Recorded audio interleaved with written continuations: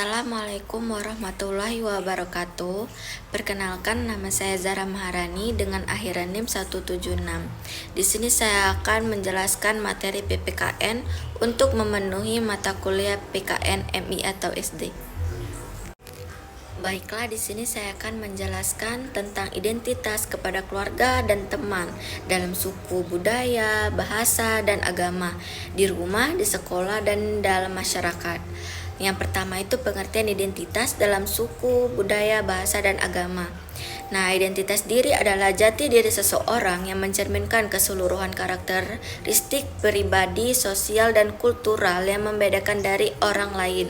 Identitas diri terbentuk dari nilai budaya, suku, bahasa, dan agama yang diwariskan melalui interaksi sosial. Budaya menanamkan nilai norma, tradisi gotong royong, sopan santun. Suku memberikan adat, karakter khas, contohnya musyawarah Minang. Bahasa ala pemersatu dan pelestarian budaya lokal. Agama memberikan nilai moral, etika, dan pedoman hidup. Nah, yang kedua itu peran keluarga dalam pembentukan identitas. Nah, dalam keluarga merupakan lingkungan sosial pertama yang memberikan pengaruh besar terhadap pembentukan identitas diri seorang individu. Sejak anak dilahirkan, keluarga menjadi wadah pertama dalam proses internalisasi nilai, norma, dan kebiasaan yang nantinya akan membentuk karakter serta identitas pribadi anak. Lingkungan pertama yang membentuk nilai, moral, dan kebiasaan anak berasal dari rumah. Orang tua menjadi teladan seperti jujur, sopan, dan tanggung jawab, menanamkan nilai budaya, bahasa daerah, dan tradisi agama sejak dini. Komunikasi yang baik membentuk rasa percaya diri. Baiklah, selanjutnya itu ada peran sekolah dalam pembentukan identitas sosial. Nah, sekolah merupakan lembaga pendidikan formal yang memiliki peran penting dalam membentuk identitas sosial peserta didik. Setelah keluarga, sekolah menjadi tempat anak berinteraksi dengan lingkungan sosial yang lebih luas dan beragam. Pendidikan formal di sekolah membentuk identitas sosial melalui interaksi nilai-nilai kebangsaan dan moral yang diajarkan dalam kurikulum.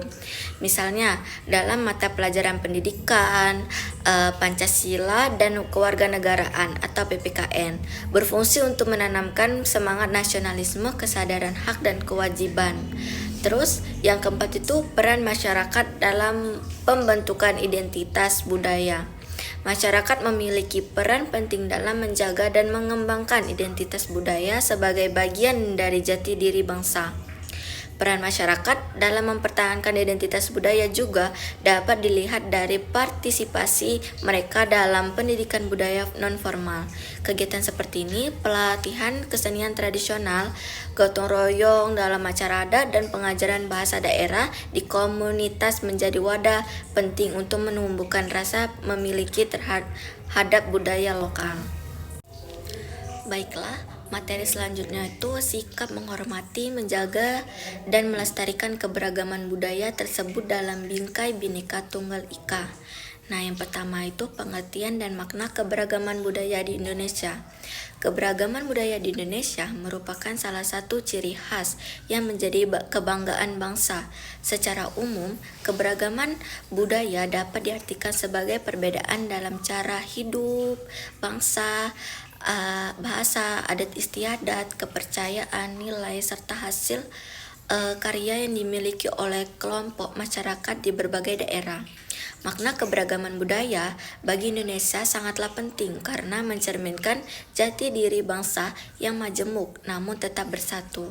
Melalui keberagaman budaya, masyarakat Indonesia belajar untuk menghormati perbedaan, menghargai keberagaman, dan menjunjung tinggi nilai toleransi.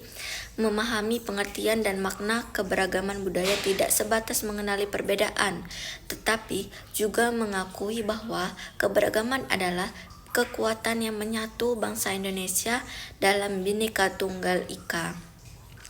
Yang kedua itu pentingnya sikap menghormati keberagaman budaya. Sikap menghormati keberagaman budaya sangatlah penting diterapkan dalam kehidupan masyarakat karena Indonesia merupakan negara yang memiliki keanekaragaman suku, agama, ras, dan adat istiadat yang sangat luas. Penerapan sikap menghormati keberagaman budaya bukan hanya penting untuk menjaga hubungan nasional yang harmonis antar individu dan antar kelompok, tetapi juga sebagai bentuk tanggung jawab moral warga negara dalam mempertahankan keutuhan dan persatuan bangsa. Negara Indonesia sangat banyak sekali terdapat perbedaan di dalamnya, antaranya yaitu keberagaman budaya, suku, terus keberagaman agama dan kepercayaan, keberagaman antar golongan, Bhinneka Tunggal Ika, dan interaksi nasional. Terus yang ketiga itu ada peran semboyan Bhinneka Tunggal Ika dalam memperkokoh persatuan ragam adat budaya di Indonesia. Semboyan ini memainkan peran penting dalam memperkokoh persatuan di tengah keberagaman budaya. Dengan menginternalisasi nilai-nilai toleransi, saling menghargai, dan gotong royong, masyarakat Indonesia dapat hidup berdampingan meskipun memiliki latar belakang budaya yang berbeda. Contohnya adalah adat istiadat, tradisi keagamaan, seni, bahasa yang beragam tetapi tetap menyatu dalam persatuan bangsa. Baiklah, materi selanjutnya itu karakteristik lingkungan rumah dan sekolah sebagai bagian NKRI dan sikap menjaganya. Yang pertama itu karakteristik lingkungan rumah sebagai bagian NKRI. Lingkungan rumah adalah ruang pertama bagi anak dalam mengenal nilai kebangsaan. Rumah tidak hanya berfungsi sebagai tempat tinggal, tetapi juga sebagai pusat pendidikan informal.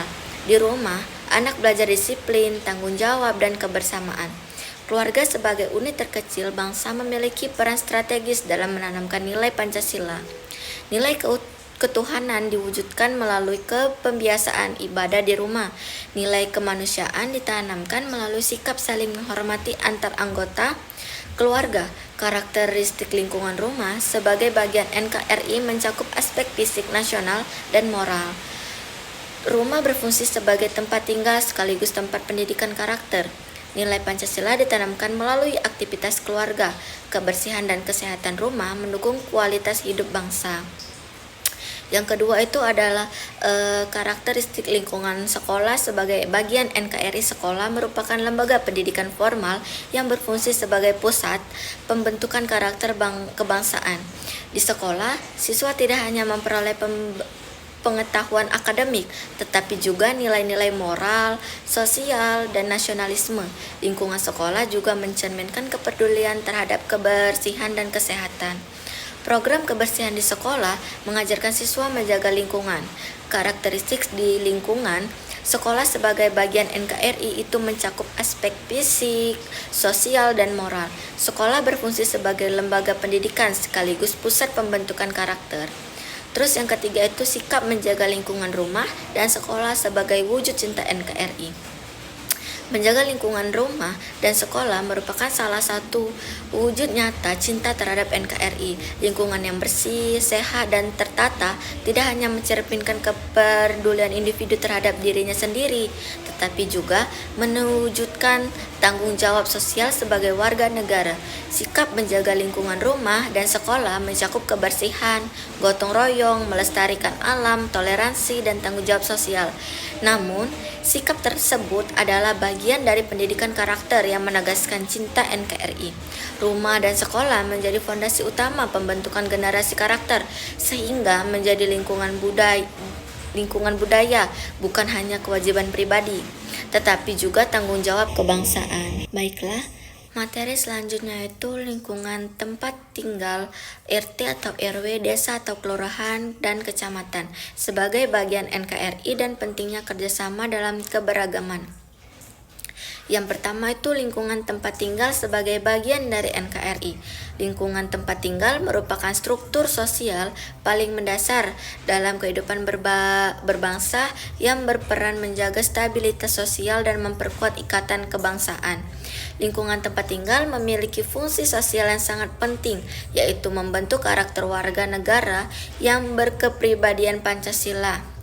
Nilai gotong royong, musyawarah, dan toleransi tumbuh di tengah masyarakat karena terbiasa diterapkan dalam kehidupan lingkungan.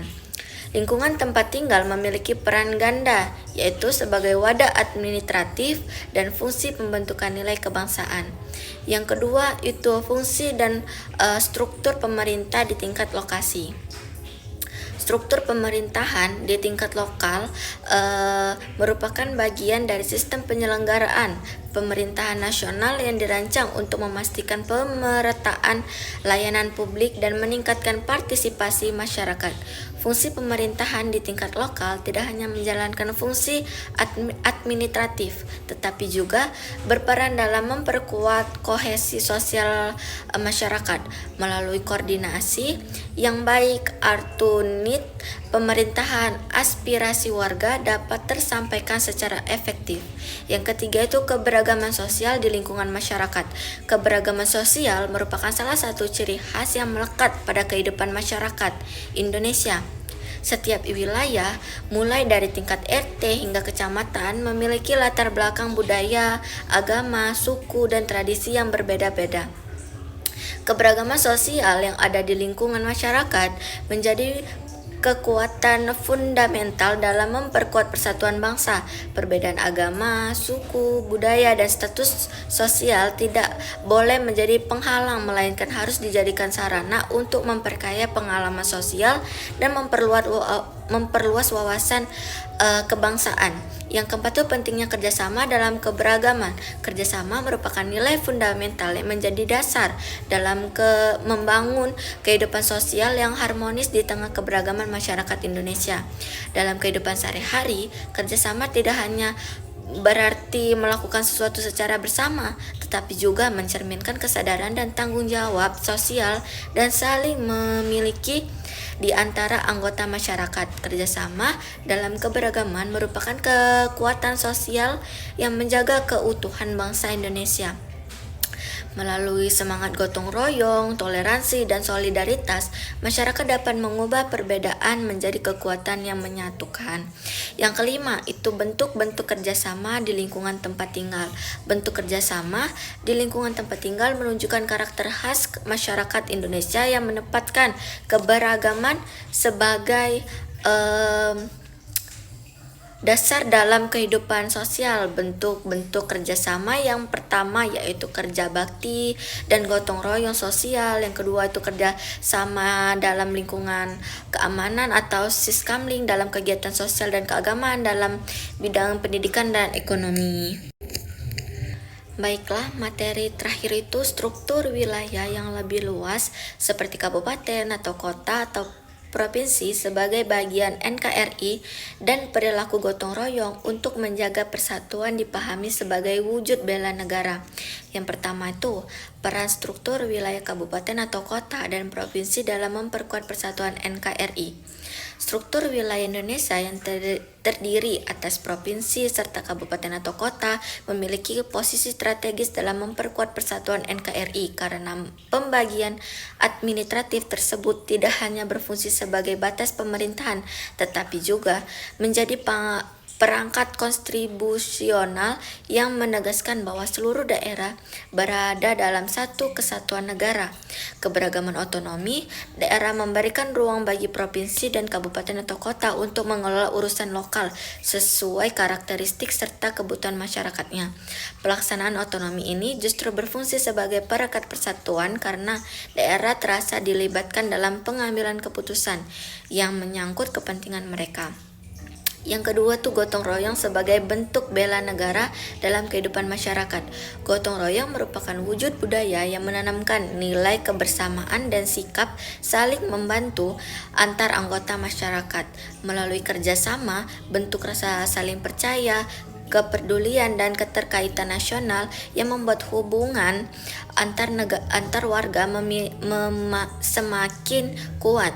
Gotong royong memiliki kaitan yang erat dengan sikap bela negara karena kedua nilai tersebut sama-sama menuntut rasa tanggung jawab, kepedulian, dan ketersediaan untuk kontribusi bagi kepentingan bersama. Yang ketiga tuh hubungan antar struktur wilayah NKRI dan praktik gotong royong dalam menjaga persatuan. Pemerintahan daerah memiliki peran penting dalam memfasilitasi kegiatan sosial masyarakat terutama pada masa pandemi ketika berbagi kebutuhan warga meningkat sebagai fasilitator pemerintahan daerah yang berupa menjembatani kepentingan masyarakat dengan menyediakan ruang dialog dan pendampingan yang membantu warga memahami masyarakat yang dihadapi serta mencari solusi secara bersama. Upaya menjaga stabilitas sosial tidak hanya bergantungan pada kebijakan pemerintahan daerah, tetapi juga membutuhkan keterlibatan aktif masyarakat dan organisasi sosial. Yang keempat itu faktor-faktor memenuhi kewujudan bela negara melalui gotong royong. Budaya lokal memiliki peran besar dalam membentuk perilaku gotong royong di tengah masyarakat. Pengaruh budaya lokal terhadap perilaku gotong royong dapat dilihat dalam tradisi-tradisi adat yang melibatkan seluruh warga. Tradisi seperti sedekah laut misalnya menunjukkan bahwa gotong royong tumbuh rasa kebersamaan dan nilai kultural yang telah mengakar dalam kehidupan masyarakat. Baiklah, itu saja materi yang bisa saya jelaskan. Lebih dan kurangnya saya mohon maaf. Kepada Allah saya mohon ampun. Saya akhiri. Wassalamualaikum warahmatullahi wabarakatuh.